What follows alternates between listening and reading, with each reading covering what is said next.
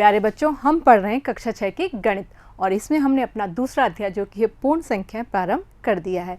और हमने पूर्व में इससे पहले वाले वीडियो में पूर्ण संख्याओं के विभिन्न प्रकार के गुणों पर चर्चा की थी ना, जो कि थी क्रम विनिमय गुण, साहचर्य गुण, बंटन गुण, वितरण गुण जिसको कहते थे, ठीक है ना। और साथ ही साथ हमने तत्समक अवयव पे भी चर्चा की थी। आज हम उन्हीं गुणों पर आधारित कुछ उदाहरण लेने वाले हैं और जब हम इन उदाहरणों को पढ़ेंगे तो आप समझ जाएंगे कि इन गुणों से हमारे को गणना करने में कितनी सरलता होती है। तो आइए शुरू करते हैं। पहला उदाहरण है संख्या 234, 197 और 103 को जोड़िए। तो जोड़ने के लिए तो हमने अभी जब आप देख पा रहे हैं यहाँ पर मैंने इसको पंक्ति विधि में लिखा है और स्तंभ विधि में तो आप पूर्व में करते आ रहे हैं, इस तरह से करते थे ना, 234, 197 और 103, ठीक है ना। ऐसा हम पूर्व में करते आए हैं, ठीक है। लेकिन अब हम इसको हम पंक्ति विधि में करेंगे और पंक्ति विधि में भी हम इस पे सभी प्रकार के जो गुण हमने पढ़े हैं उनको काम में लेते हुए हल करेंगे और आप देखेंगे कि गणना कितनी सरल हो गई है। तो इसमें बच्चों करना क्या है, हम देख पा रहे हैं हमारे को 3 संख्याएं दी हुई ना, और इन 3 संख्याओं को हमें जोड़ना है। जोड़ने को हम ये विधि काम में नहीं ले रहे, हम ले रहे हैं गुणों वाली विधि, ठीक है। तो इसमें हम क्या करेंगे, हम प्राथमिकता देंगे किसको, हम प्राथमिकता देंगे जो इकाई के अंकों को अगर हम जोड़ें तो जिसमें शून्य बने उन अंकों को जोड़ने पर प्राथमिकता देने वाले हैं। क्यों? क्योंकि हम जानते हैं जब भी शून्य आ जाता है तो गणना सरल हो जाती है ना। और हम ये भी जानते हैं कि योग पर पे साहचर्य और क्रम विनिमय गुण लागू होता है। हमने पूर्व में चर्चा की थी ना। तो हम जहाँ ज़रूरत होगी क्रम बदल देंगे और जहाँ ज़रूरत होगी कोष्टक में डाल करके उसको पहले हल कर लेंगे। तो आइए देखते हैं कैसे करते हैं। तो यहाँ पर जैसे मैंने बात की थी कि अभी हम इकाई के अंकों को देखेंगे। यहाँ पर इकाई का अंक है 4, 7 और 3। अगर मैं 4 और 7 को जोड़ूँ तो जोड़ करने पे कितना आएगा, 11, 0 नहीं आया ना। और 7 और 3 को जोड़ूंगी तो 10, 0 आ गया। तो हम प्राथमिकता किसको देंगे, पहले इन दोनों को जोड़ेंगे। चूँकि पहले इन दोनों को जोड़ेंगे तो हम इनको कोष्टक में डाल देंगे, ठीक है ना। तो हमने किया 234 प्लस 197 प्लस 103 और अभी मैंने बात की थी हम इसको कोष्टक में डाल देंगे। अर्थात पहले हम इन दोनों को जोड़ने वाले हैं। अर्थात ये यहाँ पे हमने कौन सा गुण लगाया, साहचर्य गुण, ठीक है ना। तो साहचर्य गुण के हिसाब से पहले हमें कोष्टक के अंदर वाली संख्याओं को जोड़ना है। हम जोड़ने को योग भी बोलते हैं और धन भी बोलते हैं, जो आपको समझ में आए या जो आपको उचित लगे समझ लीजिएगा। मैं जोड़ना प्रेफर करती हूँ, ठीक है। तो हम यहाँ पे 7 और 3, अच्छा देखें इसमें भी हमें जैसे यहाँ पर हम ध्यान देते थे ना, इकाई में इकाई को जोड़ते थे, दहाई में दहाई को, ऐसा करते थे ना। बस सिंपल यहाँ भी ऐसे करना है। यहाँ इकाई का अंक है 7, यहाँ अंक है 3, 7 और 3 को जोड़ा कितना आया, 10। हासिल की क्या लगी, 1, 1 और 9, 10 और फिर यहाँ पे दहाई का अंक 0, तो ये 0 ही हुआ, ठीक है ना। कहाँ तो हम सोच रहे थे केवल 1 0 आने वाला, जबकि 2 0 आ गए। और फिर हमने हासिल लगाई तो ये आया 1, 2 और हासिल वाली 3, ठीक है। तो ये बन गया 300, ठीक है। और 300 में हम अब किसको जोड़ने वाले, 234 को, सिंपल है। और यहाँ पर भी अगर हम ध्यान दें तो यहाँ पर इकाई और दहाई दोनों में क्या पड़ा है, शून्य पड़ा है। अर्थात जोड़ने पर इकाई के अंकों पे और दहाई के अंकों में कोई अंतर नहीं आने वाला है। अर्थात ये 34 के 34 ही रहने वाले हैं। आ रही है ना बात समझ में। और अब हमें किसको जोड़ना है, 100वें स्थान को, जो कि है 3 और 2, जो बन गया 534। सरल है ना गणना। अगर हम इस तरह से करते तो टाइम लग जाता और हमने ये कितनी जल्दी इसको हल कर लिया। तो यहाँ पर भी हमने कौन सा गुण काम में लिया, एक बार हल्का सा रिवाइज कर लेते हैं। चूँकि हमने इसको कोष्टक में डाला है तो ये हुआ हमारा साहचर्य गुण, ठीक है। अब चलते हैं अगले उदाहरण की तरफ, जो कि उदाहरण 2। उदाहरण 2 है 14 प्लस 17 प्लस 6 को 2 विधियों से ज्ञात कीजिए। अब आपको इसने कह दिया 2 विधियाँ। अब 2 विधियाँ हम समझ गए होंगे, आप समझ गए होंगे कि यानी कि यहाँ पर हमें गुणों को काम में लेने को कह रहा है। कभी हमें जैसा उचित लगेगा, क्योंकि यहाँ पर भी योग है तो योग पर हम जानते हैं क्रम विनिमय गुण और साहचर्य गुण दोनों काम करते हैं। तो एक बार क्रम विनिमय गुण को काम में लेंगे, एक बार साहचर्य को, और जरूरत पड़ी तो दोनों को काम में लेंगे।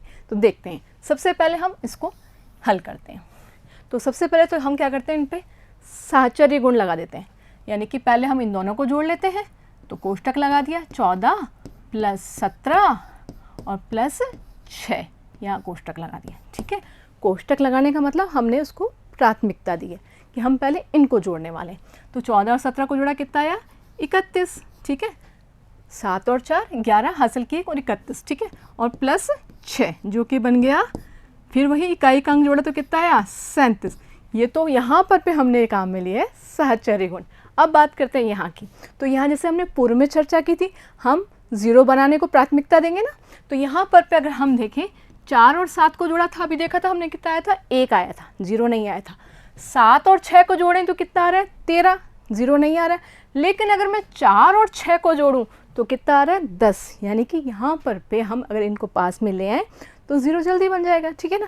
लेकिन ये तो दूर दूर पड़े हुए हैं, तो ऐसे में क्या करना होगा, हमें इनको पास में लाना होगा। और पास में लाने के लिए हमें इनका क्रम बदलना होगा। और क्रम बदलने को हम क्या कहते हैं, क्रम विनिमय गुण। तो यहाँ पर पे हमने इन दोनों का स्थान बदल दिया, 17 आगे आ गया और 14 पीछे चला गया।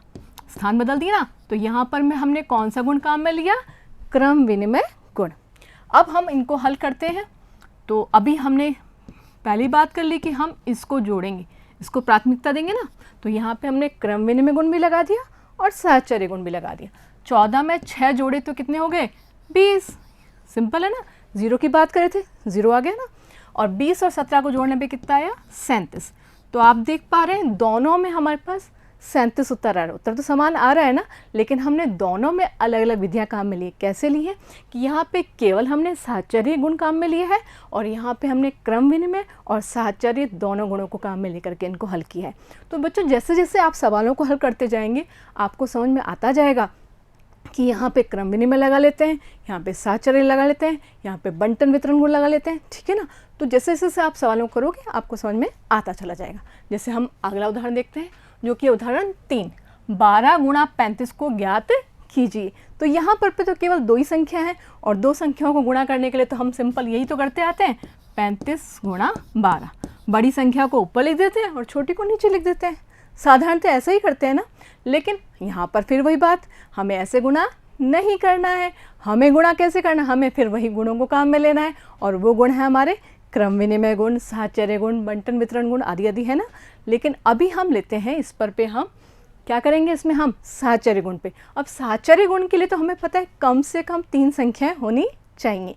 आप ध्यान दें पीछे वाले सवाल में कितनी संख्याएं थी, 3 थी, तभी तो साहचर्य गुण लगाया था ना। और इससे पूर्व की बात करें तो यहाँ पर भी 3 संख्याएं दी हुई थी। लेकिन हम जिस सवाल की बात कर रहे हैं इसमें केवल 2 संख्याएं दी हुई है। तो हमें क्या करना है, हमें इसको 3 संख्याओं में बदलना है। तो इसको भी हम चाहें तो 2 तरीके से कर सकते हैं। कैसे, एक में तो हम 12 को तोड़ दें और एक में हम 35 को तोड़ दें, ठीक है। तो हम दोनों तरीके से करके देख लेते हैं, ठीक है। और आपको जो उचित लगे उसको काम में लेना, क्योंकि हमें तो मतलब है उत्तर से, और उत्तर हम किसी भी तरीके से निकालें, अर्थात चाहे 12 को तोड़ कर लाएँ चाहे 35 को तोड़ कर लाएँ, ठीक है ना। लेकिन जब आप प्रैक्टिस में आएंगे तो आपको लगेगा कि दोनों तरीके अपने आप में पूर्ण है, सही है, और फिर आप निर्णय कर सकते हैं, ठीक है ना। तो यहाँ पर पहले मैं तोड़ रही हूँ 12 को मैंने तोड़ा 6 × 2, लेकिन 35 को ऐसा कैसे रहने दिया, ठीक है। आ रही बात समझ में।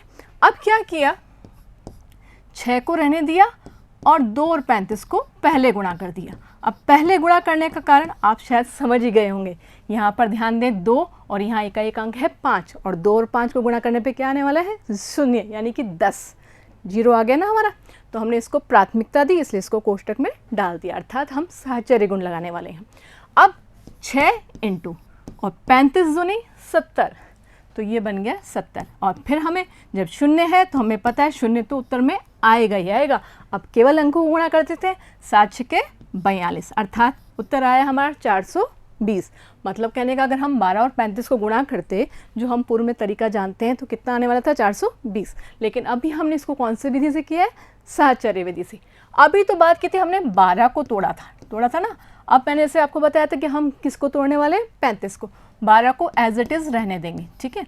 तो 35 को हमने तोड़ा 5 × 7, ठीक है। और अब यहाँ पे भी आप समझ पा रहे होंगे हम प्राथमिकता किसको देने वाले हैं, जिससे 0 बनेगा।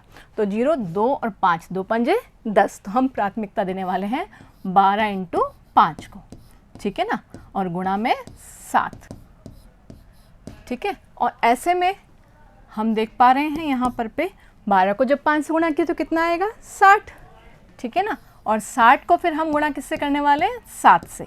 और यहाँ पर भी वही बात, 0 है तो 0 तो निश्चित तौर पे उत्तर में आएगा ना। और 7 × 6 = 42, जो कि बन गया 420, जो कि हमारे पहले वाले उत्तर के बिल्कुल समान आ रहा है। तो आप देख पा रहे हैं हमने यहाँ पर पे दो संख्याओं को जब गुणा करना था, पहले हमने 12 को तोड़ के गुणा कर लिया और फिर हमने 35 को तोड़ के गुणा किया, उत्तर समान आया। बस सुविधा है, अगर आपको इस तरह से लगता है कि 12 को तोड़ करके हल आसानी से हो सकता है तो वैसे कर सकते हैं, और आपको लगता है कि नहीं हमें तो 35 को तोड़ना है तो हम 35 से भी हल कर सकते हैं, ठीक है ना। ये देखिए हमने यहाँ पर 35 को तोड़ दिया था, ठीक है। तो चलते हैं हम अगले उदाहरण की ओर, जो कि उदाहरण नंबर है 4। उदाहरण 4 कह रहा है 8 गुणा 1769, जिसको 1769 भी कहते हैं, गुणा 125 को ज्ञात कीजिए। अब यहाँ पर हमारे पास कितनी संख्या आ चुकी हैं? 3, और 3 संख्याओं में आपस में निशान किसका है? गुणा का है, और गुणा पे हम जानते हैं क्रम विनिमय और साहचर्य गुण दोनों लागू होते हैं। पूर्ण संख्याओं में होता है ना ऐसा, हम पूर्व में चर्चा कर चुके हैं। तो हम अपनी सुविधा के लिए क्रम भी बदल सकते हैं और साहचर्य भी कर सकते हैं, ठीक है ना। साहचर्य का मतलब हम जानते हैं ना, साथ रहने वाले, यानी कि हम जिसको प्राथमिकता देंगे पहले उनको हल करेंगे, ठीक है। तो यहाँ पर आप देख रहे हैं 8 और 1769 गुणा 125 है। अब यहाँ पर पे गुणा या तो ऐसे अगर हम उसी तरीके से करने लगे तो बहुत समय लगने वाला है, तो अब हमें प्राथमिकता किसको देनी है? शून्य को। तो 8 को जब 9 से गुणा किया, केवल इकाई के अंक पे ध्यान दे रहे हैं हम, ध्यान दीजिएगा। तो 8 9 में 72, 0 नहीं आया, 9 पंजे 45 नहीं आया। लेकिन अगर 8 को 5 से गुणा करूँ तो 8 पंजे 40, शून्य आ गया ना। तो अब हम 8 और 125 को पास में लाने वाले हैं, और ये तो हैं कोने में अलग अलग पड़े हुए, तो किसी एक का स्थान तो बदलना पड़ेगा ना पास में लाने के लिए। तो हमें क्या करना होगा? क्रम विनिमय, ठीक है ना। तो क्रम विनिमय के लिए ऐसा करते हैं, 1769 को आगे ले आते हैं और 8 को पीछे ले जाते हैं, ठीक है। और यहाँ पर हमने क्या किया है? यहाँ हमने क्रम विनिमय गुण को काम में लिया है। अब हम समझ रहे हैं, हम 8 और 125 को पहले गुणा करने वाले हैं। तो पहले गुणा करने वाले तो क्या करने वाले हैं? हम इसको कोष्टक में डाल देंगे। एक बार ऐसा दोबारा लिख देते हैं और इसको कोष्टक में डाल देते हैं, ठीक है। और अब यहाँ पर 1769 गुणा 8 पंजे 40, हासिल की 4, 8 दूनी 16, 16 और 4 20, हासिल की 2, 8 एकम 8, 8 और 2 10। ये कितना आया गुणा करके? 1000। और आप ध्यान देख पा रहे हैं यहाँ पे 0 की संख्या ही है और केवल 1 है, और 1 से गुणा करना तो बहुत सिंपल है। 1 से गुणा करने पे वापस वही संख्या प्राप्त होती ना। तो हम उत्तर में जानते हैं कि 3 0 तो हमें निश्चित तौर पे मिलने वाली है, यानी कि 3 शून्य, और 1 को इससे गुणा किया तो वापस से ये मिलने वाला है 1769। और अगर हम इसको पढ़ना चाहें तो ये बन जाएगा 17,69,000। उम्मीद है आपको ये चारों उदाहरण अच्छे समझ में आ गए होंगे, जिनमें हमने क्रम विनिमय गुण और साहचर्य गुण को काम में लिया है। तो मिलते हैं नए गुणों के साथ नए वीडियो में, जुड़े रहिए। धन्यवाद।